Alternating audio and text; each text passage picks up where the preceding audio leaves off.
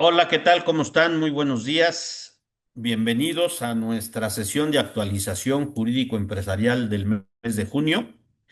Y bueno, pues qué mejor que la selección mexicana juega hasta la tarde y además que hayan decretado ley seca, porque si no, seguramente no hubiéramos tenido quórum. Pero bueno, como quiera que sea, tenemos aquí alrededor de 35 asistentes, cosa que me da mucho gusto. Yo les prometo que nos vamos a apurar para que pues, se vayan al Ángel a apartar su lugar al ratito, o bien al Fan Fest, allá al Zócalo, para que pues aprovechemos este miércoles de fútbol de la selección. Bueno, vamos a empezar entonces. Miren, eh, la verdad es que no siempre y no todos tenemos muy clara la información que periódicamente recibe la Unidad de Inteligencia Financiera, la famosa WIF, la información que recibe de bancos y de algunos otros agentes económicos y financieros sobre las operaciones que realizamos el común de los mortales, ¿eh? Cualquiera que haga uso del sistema financiero, sí, normalmente algún tipo de las operaciones que realizamos es reportada a la WIF en su momento, ¿no? Entonces, como no sabemos exactamente qué información nuestra recibe la WIF y tampoco dimensionamos el alcance que puede tener esa información, la licenciada América Ocampo va a revisar la información que recibe y que procesa la WIF y sus implicaciones. También va a checar y nos va a decir de qué fuentes y bajo qué parámetros se basan para identificar aquellas operaciones inusuales u operaciones de riesgo que podemos realizar, así como las posibilidades de que aquella información pueda derivar ya sea en alguna investigación o bien en el bloqueo de nuestras cuentas bancarias y financieras. Por otra parte, el licenciado Jorge Martínez va a analizar un criterio reciente del Tribunal Federal de Justicia Administrativa en el que se está determinando que la inmovilización de las cuentas bancarias del contribuyente que haga el fisco federal, aun y cuando nos notifique fuera del plazo legal la autoridad que nos embargaron las cuentas, eso no conlleva la ilegalidad del embargo que se trabe sobre dichas cuentas. Criterio que con el que, por supuesto, pues no estamos de acuerdo, ¿no? Pero lo vamos a comentar porque es un criterio asumido ya por el Tribunal Federal de Justicia Administrativa. Y finalmente, la licenciada Laura López nos va a comentar sobre los recientes cambios que se dieron en materia de prestación de servicios y obras especializadas en relación con el REPSE, que más que cambios, no son cambios. Lo que yo quiero decirles es que son facilidades, se supone que se simplifican algunos trámites y es acerca de lo que nos va a comentar Laura para que todos conozcamos cómo se simplifican algunas cuestiones relacionadas con el famoso REPSE. Bueno, le voy a ceder la palabra a la licenciada Laura López para que antes de entrar a los temas a los que hice referencia, pues nos platique sobre algunas noticias de interés, como siempre hacemos al arranque de nuestra sesión de actualización. Gracias, buenos días a todos. Pues quienes nos acompañaron en la SAGE de enero, no sé si tengan presente que en esa sesión abordamos las reformas fiscales locales, es decir, Estado de México y Ciudad de México. Por lo que hacía el Estado de México, les habíamos compartido en aquella ocasión que la ley de ingresos para los municipios de esta entidad, pues establecía la posibilidad de que los municipios otorgaran un estímulo fiscal sobre el impuesto predial, consistente en bonificaciones que podían llegar hasta el 100%. Pues bien, después de 5 meses, se publicó en la Gaceta de Gobierno del Estado de México los lineamientos para la aplicación de este estímulo, dirigido a personas físicas o morales que sean propietarias de inmuebles ubicados en algún municipio de esta entidad. ¿Quiénes pueden acceder a este estímulo?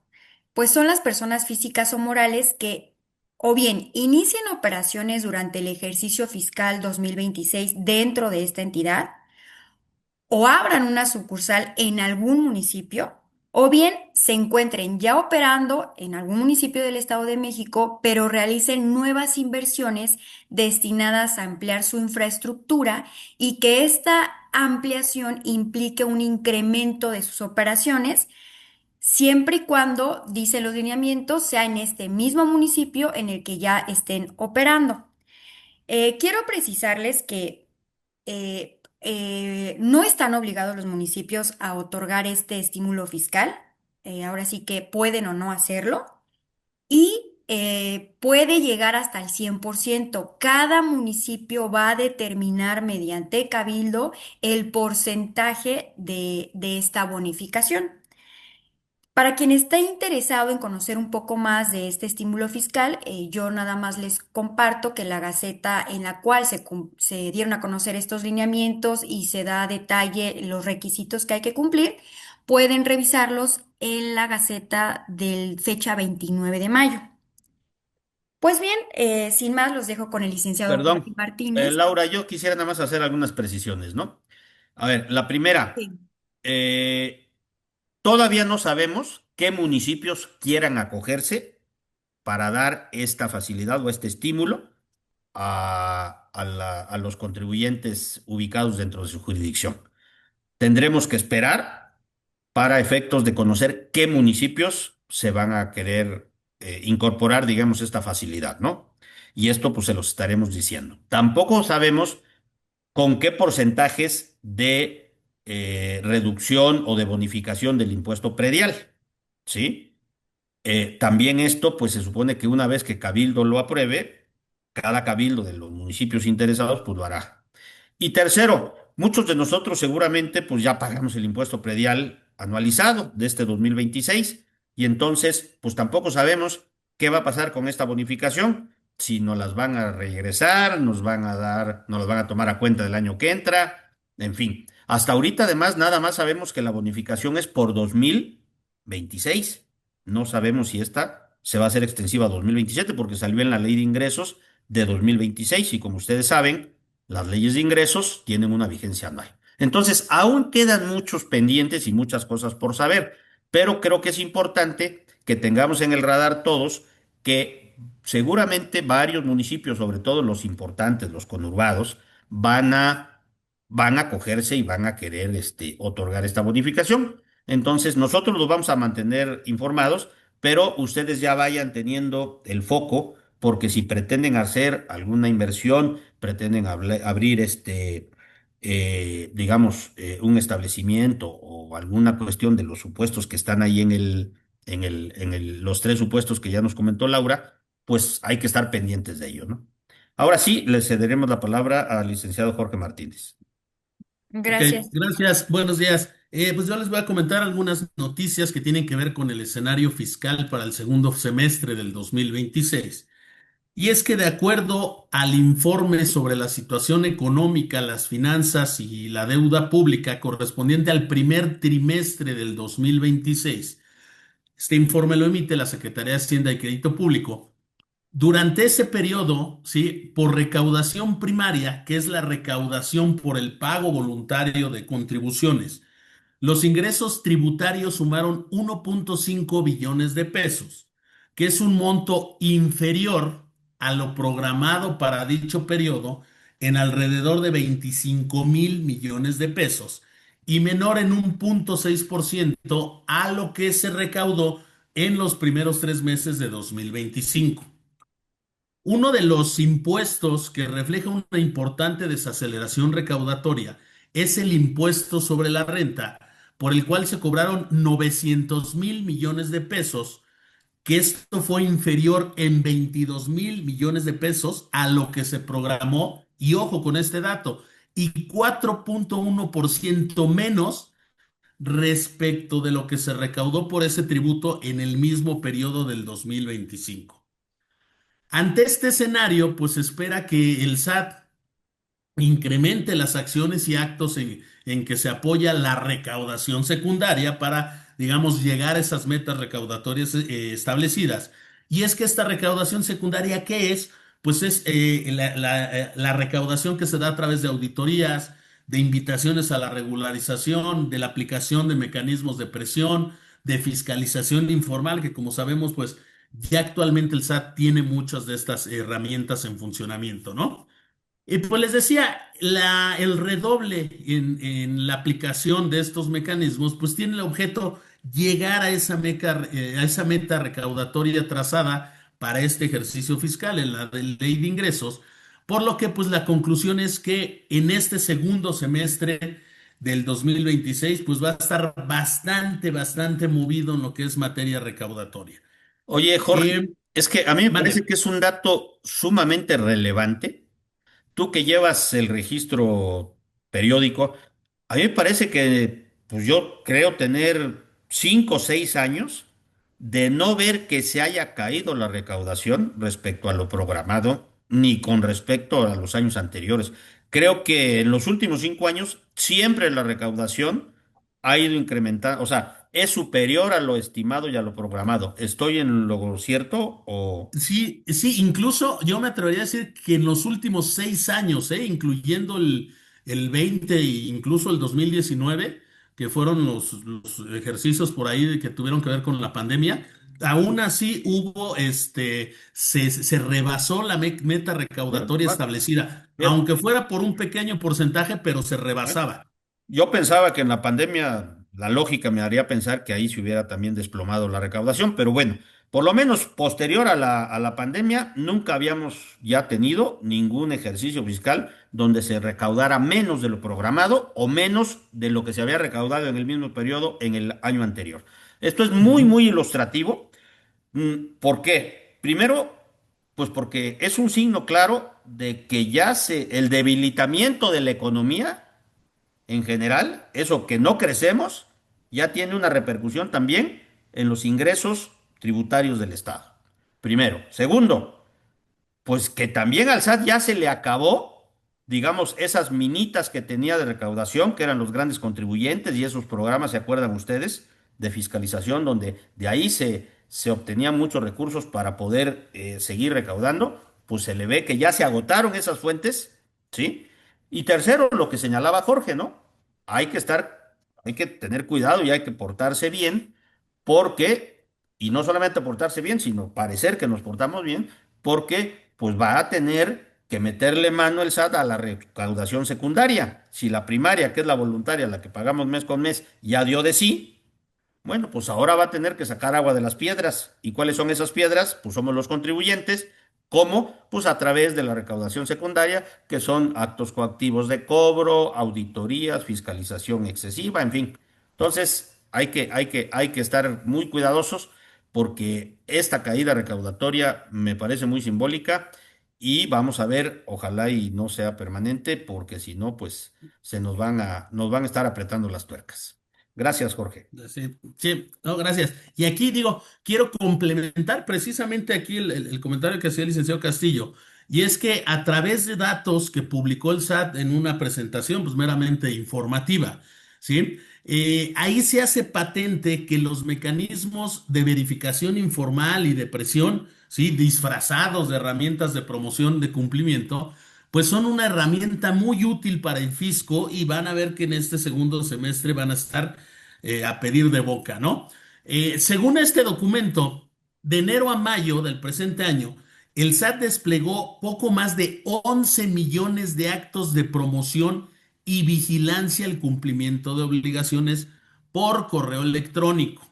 ¿Sí? Por ahí casi 6 millones de vigilancia y requerimientos por buzón tributario. 1,5 millones fueron mensajes de vigilancia a través de mensajes SMS y poco más de 850,000 que fueron requerimientos formales, digamos, notificados, incluso considérenlo personalmente para todos aquellos que todavía no tienen buzón, ¿no? Aquí nada más vamos a hacer un pequeño ejercicio comparativo. Según el SAT, para abril de este año, el padrón de contribuyentes era de 92 millones.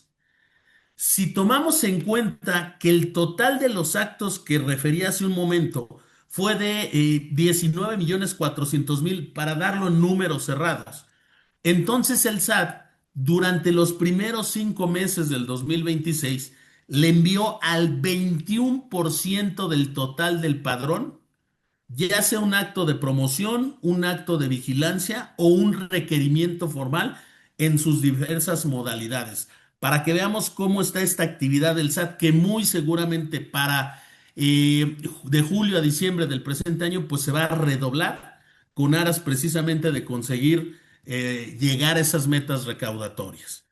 Y pues por último, nada más les comento que el Senado ratificó la semana pasada el nombramiento de Jennifer Cristel Castillo Madrid como nueva titular de la Administración General de Grandes Contribuyentes del SAT, ¿sí? La nueva titular de Grandes Contribuyentes, en su comparecencia respectiva, presentó un plan de trabajo integrado por cifras y datos recaudatorios que tienen que ver con grandes contribuyentes del año pasado y también los ejes de fiscalización que esta Administración General va a implementar, pero que vienen trazados en el Plan Maestro para el 2026, que incluso ya los habíamos comentado en nuestra sesión de actualización.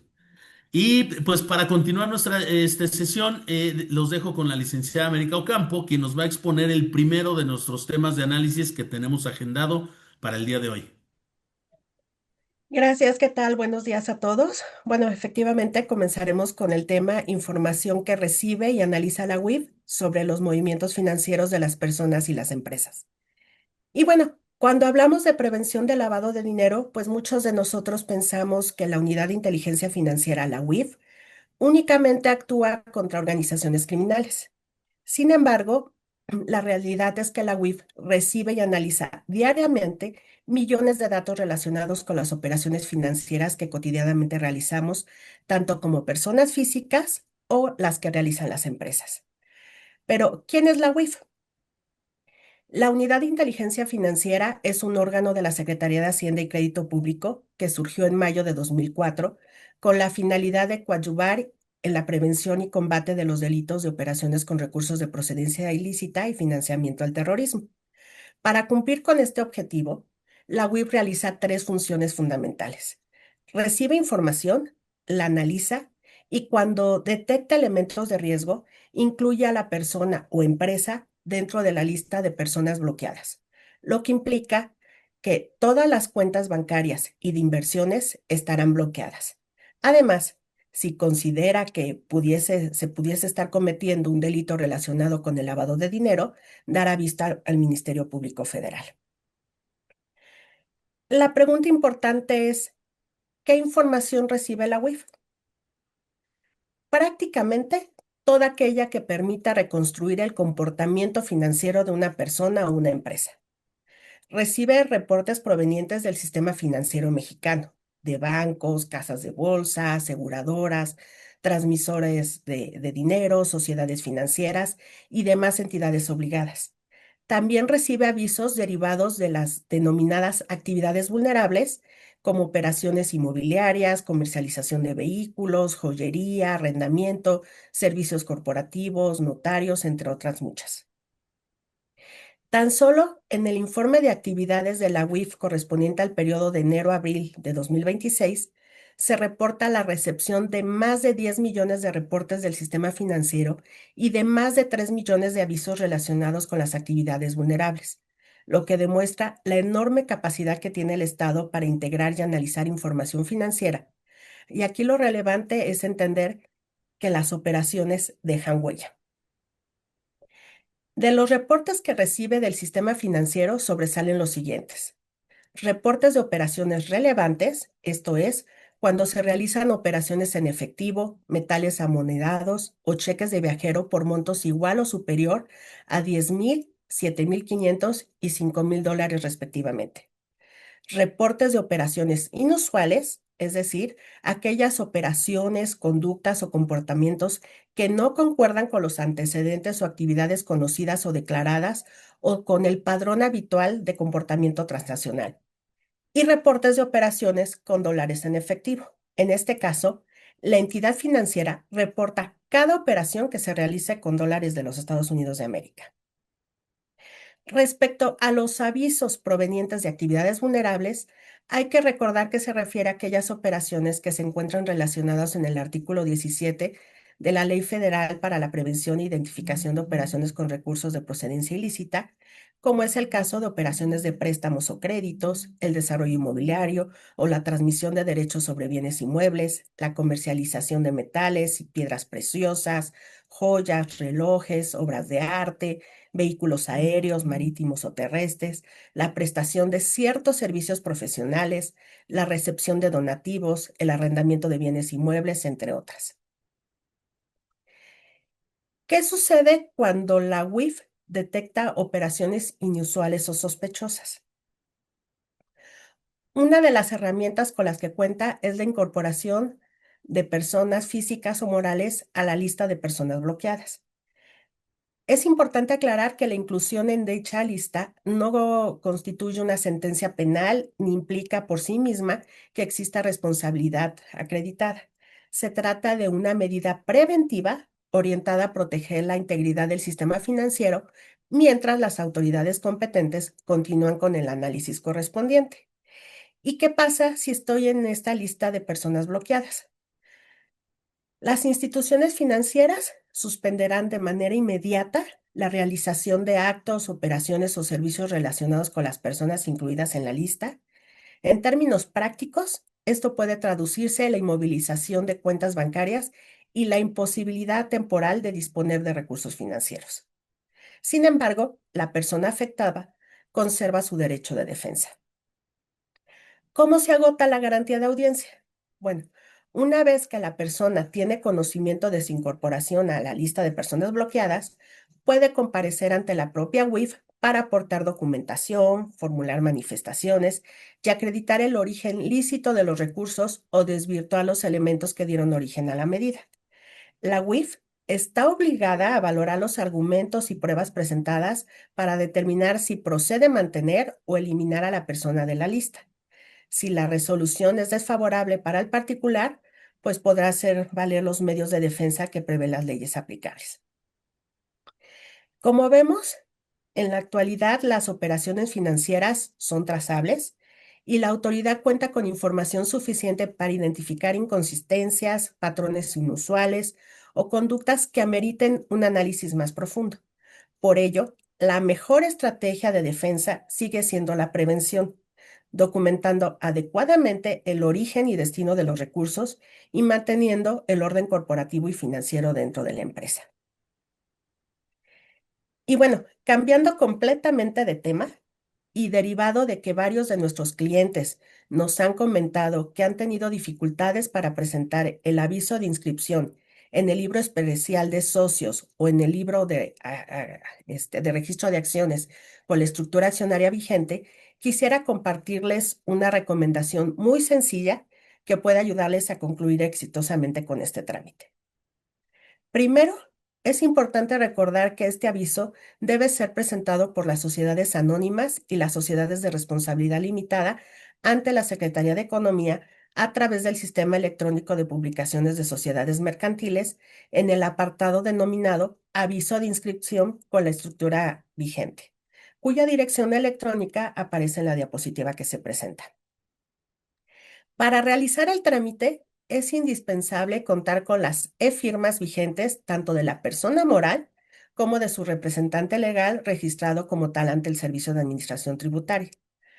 Al ingresar al sistema, primero se solicita la e-firma de la sociedad y posteriormente la del representante legal. Una vez validadas ambas, se habilita el acceso para capturar los datos registrales de la empresa.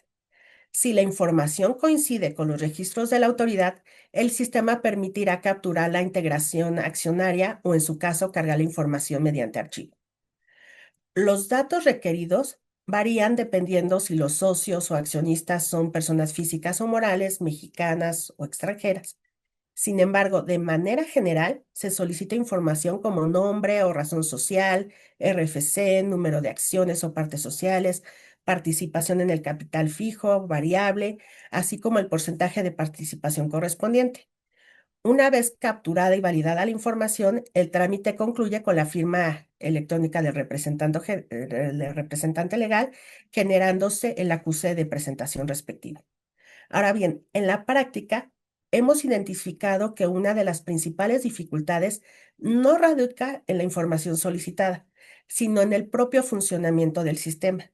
El procesamiento de los datos suele ser considerablemente lento y en ocasiones puede dar la impresión de que la plataforma se ha detenido o ha dejado de responder. Por ello, nuestra principal recomendación es actuar con paciencia y permitir que el sistema procese cada paso antes de continuar. En algunos casos, los tiempos de respuesta pueden superar incluso los 8 minutos, por lo que hay que evitar cerrar la sesión, actualizar la página o reiniciar el trámite prematuramente, pues puede marcar la diferencia entre una presentación exitosa o bien tener que comenzar nuevamente desde el inicio. Y bueno, con esto concluyo mi intervención y para continuar con los temas de esta sesión, los dejo nuevamente con el licenciado Jorge Martínez.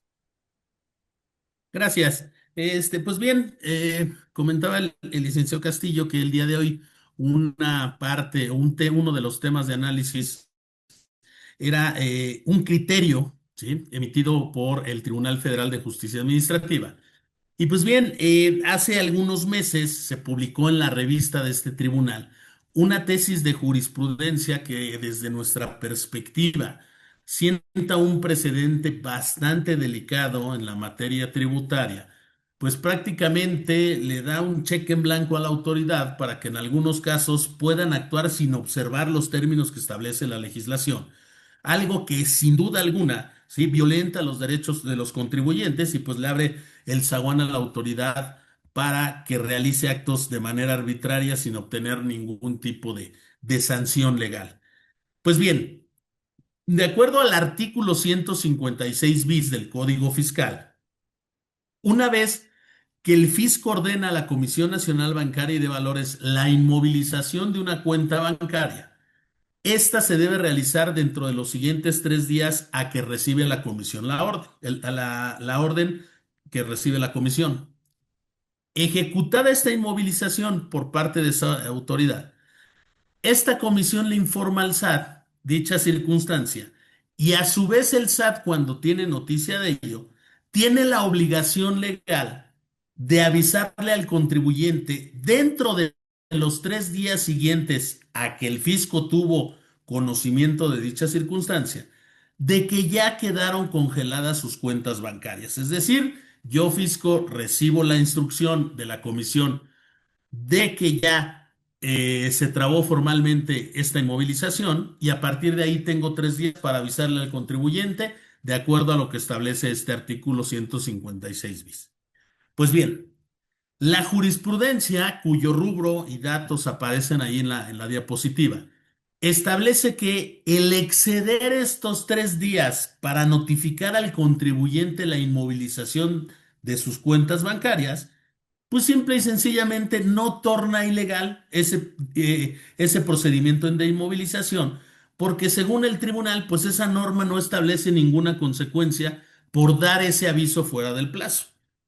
Les decía que nos parece delicada esta determinación, porque lejos de los tecnicismos legales, pues se le permite a la autoridad que pase por alto los plazos establecidos en la ley sin que se genere ninguna consecuencia legal para ella, ¿sí? Siendo que, pues en este caso, al ser un procedimiento de inmovilización, pues la cuestión lógica es que dentro de ese procedimiento, al exceder ese plazo del aviso que tiene que hacer la autoridad, pues simple y sencillamente se declara ilegal. ¿Por qué? Porque no está respetando autoridad lo que expresamente te está ordenando la ley, ¿sí? Esta cuestión pues nos vuelve a traer a la reflexión sobre el deterioro de la justicia fiscal en nuestro país, pues como vemos ya se ha vuelto pan de cada día la emisión de criterios judiciales que tienen cierto sesgo o recargados de cierta manera a la protección de los intereses del fisco. Llámense criterios del Poder Judicial de la Federación e incluso del Tribunal Federal de Justicia Administrativa, ¿sí? A esto o a este clima, esta vorágine, digamos, de criterios, pues súmenle el debilitamiento de Prodecon, que era la institución que procuraba la protección de los derechos de los pagadores de impuestos, y pues como lo vamos a ver, a la voraz actividad recaudatoria de la autoridad, con fines de llegar a la meta recaudatoria. Entonces, hay que estar muy pendientes de cómo sigan emitiéndose este tipo de criterios e incluso cómo va a utilizar este criterio la autoridad en un futuro al decir, pues la norma no me establece ninguna consecuencia, yo puedo hacer lo que quiera en los plazos en que yo quiera. ¿Sí? Vamos a esperar cómo se va desarrollando esta situación, pero si no será menester comentarles el fondo de este asunto, pues para que vayamos conociendo esta dinámica que les comento sobre el actuar de nuestros tribunales en materia tributaria.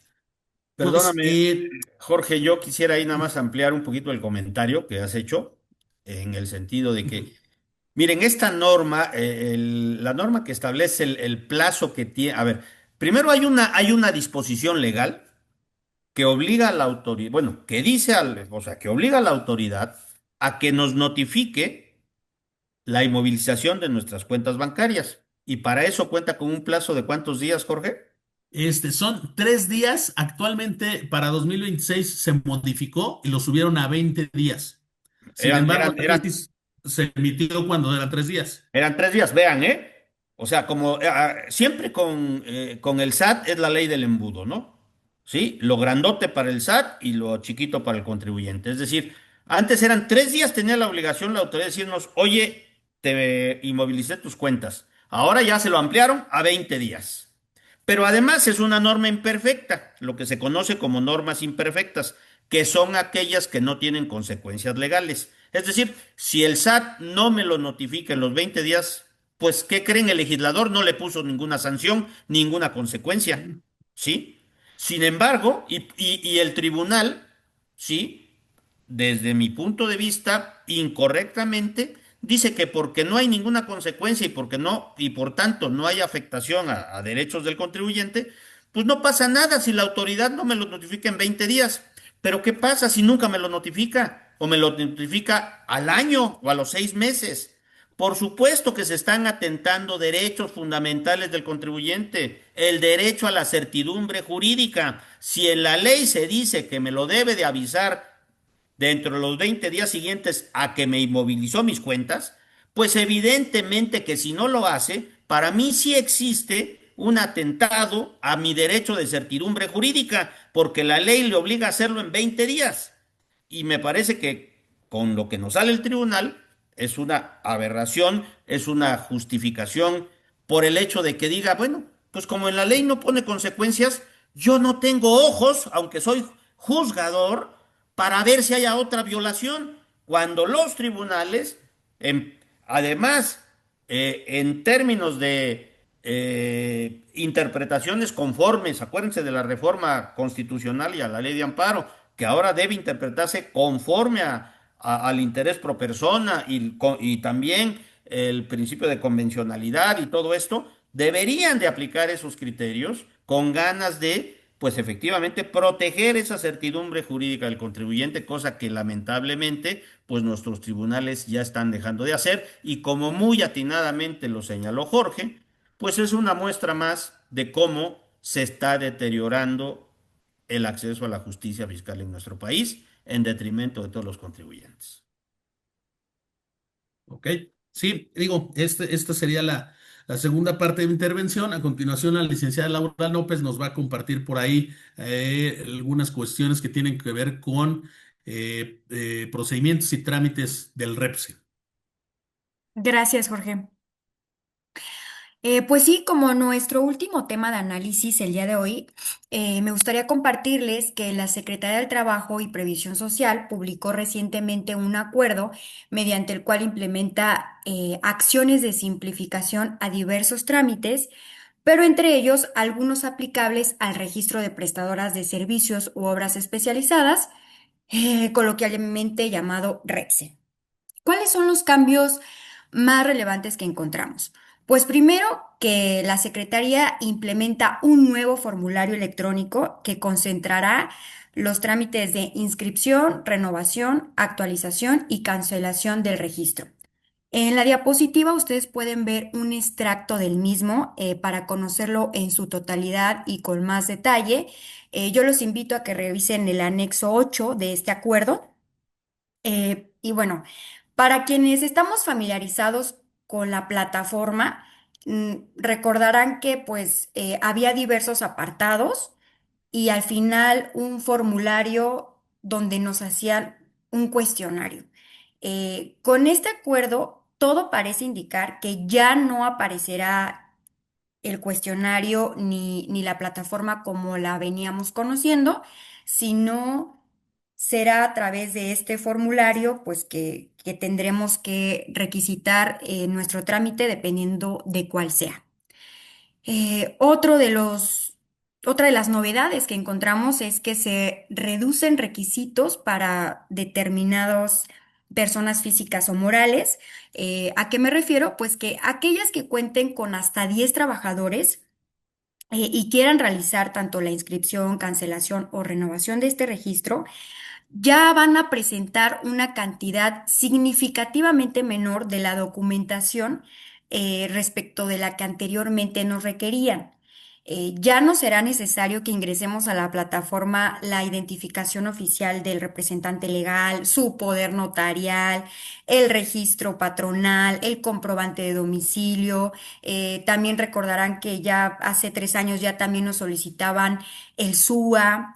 Pues toda esta documentación para aquellos que busquen el registro y cuenten con menos de 10 trabajadores ya no va a ser necesaria. ¿Qué pasa para aquellas personas físicas o morales con más de 10 trabajadores? Continúan con la misma obligación de presentar toda esta documentación, excepto el comprobante de domicilio. Y bueno, pues la verdad que yo que realizo ese trámite, muchas ocasiones algunas empresas o personas morales no contaban como tal con un comprobante de domicilio, sino con el estado de cuenta, por ejemplo. Y pues muchas veces era un verdadero relajito estar consiguiendo un comprobante de domicilio o dar de alta a alguno, ¿no? Otro cambio es que pues se actualizan los requisitos, derivado de que ya no nos van a solicitar toda esta documentación para quienes cuenten con hasta 10 trabajadores, pues ahora, ¿qué es lo que se va a solicitar? Tratándose de personas físicas, únicamente se va a requerir la constancia de inscripción en el RFC y si se trata de personas morales, se seguirá solicitando el acta constitutiva y el objeto social vigente. Em, Recordarán también que muchas veces se tuvieron que hacer modificaciones al objeto social y por tanto, pues estamos hablando de dos instrumentos, de dos escrituras, ¿no? Del acta y en su caso de la modificación al objeto social que se hubiese hecho. Para aquellas personas físicas o morales con más de 10 trabajadores, ya les decía, pues continúa la obligación de presentar toda esa documentación que les acabo de señalar y que ustedes pueden ver en la pantalla. Otro cambio que encontramos, pues, es la fusión de trámites. ¿A qué me refiero? Que los procedimientos de inscripción, renovación y cancelación de REPSE ahora solo se concentrarán en un solo trámite, es decir, a través del mismo formulario, pues vamos a hacer estos trámites. Anteriormente, por ejemplo, en la renovación no requeríamos llenar todos los apartados, o sea, no teníamos que volver a transcribir el objeto social si es que no hubiéramos modificado la actividad o el mismo objeto, no teníamos que recabar toda la documentación nuevamente, por decirles algunos detalles, ¿no? Ahora se supone que ya podremos hacerlo a través del mismo formulario. Uno de los cambios más significativos que encontramos a través de este acuerdo, pues es la reducción de los tiempos de respuesta. Para personas físicas y morales que cuenten con hasta 10 trabajadores, el plazo de resolución que tendrá la Secretaría del Trabajo para emitirnos una respuesta al trámite que hayamos hecho se reduce de 20 a 5 días hábiles. Por su parte, para aquellas que tengan más de 10 trabajadores, el plazo disminuye únicamente de 20 a 15 días hábiles. Estos son, pues, a grandes rasgos los cambios que nos presentan a través de este acuerdo de simplificación en el trámite para obtener el registro REPSE. Sin duda, pues podemos observar que la reducción de requisitos documentales y de tiempo de respuesta representa pues un avance importante para simplificarnos este trámite o estos trámites. Sin embargo, es fundamental que no pierdan de vista que estas modificaciones únicamente están impactando al procedimiento del registro, del trámite, no en cuanto al cumplimiento de obligaciones que se tienen en estas materias. ¿Qué quiero decir con esto? Pues que continúan plenamente vigentes todas las obligaciones que están previstas en la Ley Federal del Trabajo y en las demás disposiciones, pues que impactan la materia de prestación de servicios o obras especializados. Esto significa que las personas físicas y empresas que presten o que se beneficien de este tipo de servicios o obra deben de seguir cumpliendo, por ejemplo, con sus contratos que estén debidamente estructurados, deben de seguir recabando, perdón, y conservando la documentación e información que les permita acreditar tanto la prestación como la especialización de este tipo de servicios o obras. Deben de continuar cumpliendo con los mecanismos para supervisar y entregar todo el cúmulo de documentación que hemos platicado en diversas sesiones, así como pues continúa por supuesto la obligación de presentar oportunamente las informativas ante el IMSS y el Infonavit. Por supuesto, también continúa la obligación de que mantengan el REPSE vigente. La vigencia del REPSE no cambia, continúa siendo de 3 años y por tanto la gran mayoría de registros deberá renovarse el próximo año, en 2027.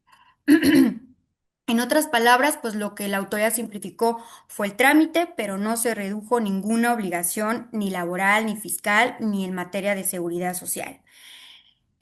Otra cuestión que quiero resaltar es que aunque los tiempos de respuesta se han reducido de manera importante, mi recomendación es que no dejen para el último momento el trámite de inscripción, de actualización o de renovación.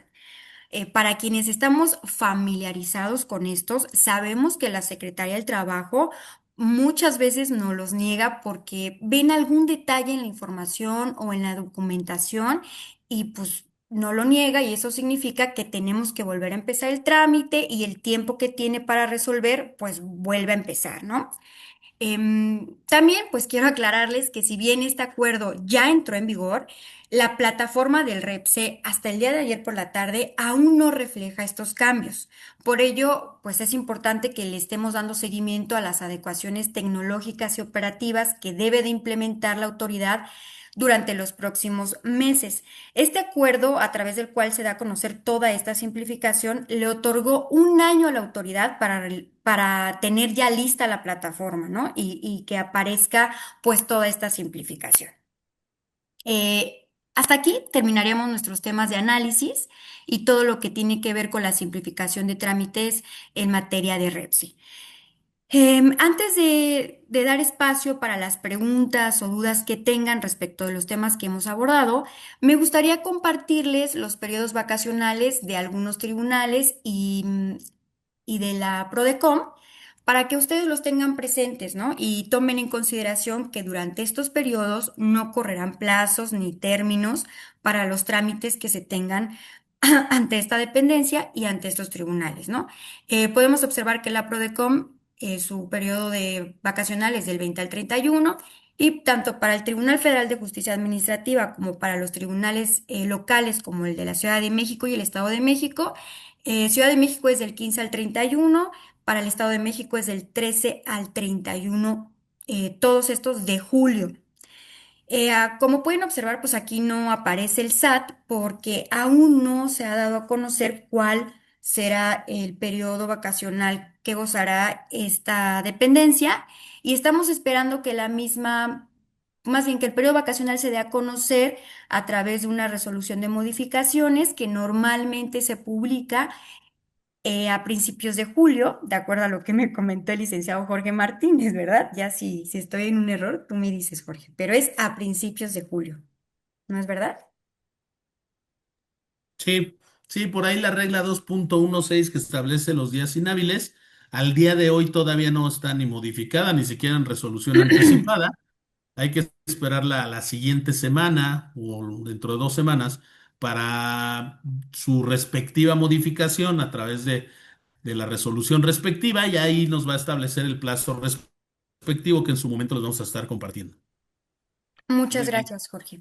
Oye, yo agregaría nada más, por ejemplo, para que todos lo tengamos presente, ¿no? Hablando de los tribunales que ponemos aquí, que son los que nosotros manejamos, Claro. digamos, lo importante es saber que en esos periodos no van a correr los plazos, ¿sí? Ese es un tema importantísimo, ¿no?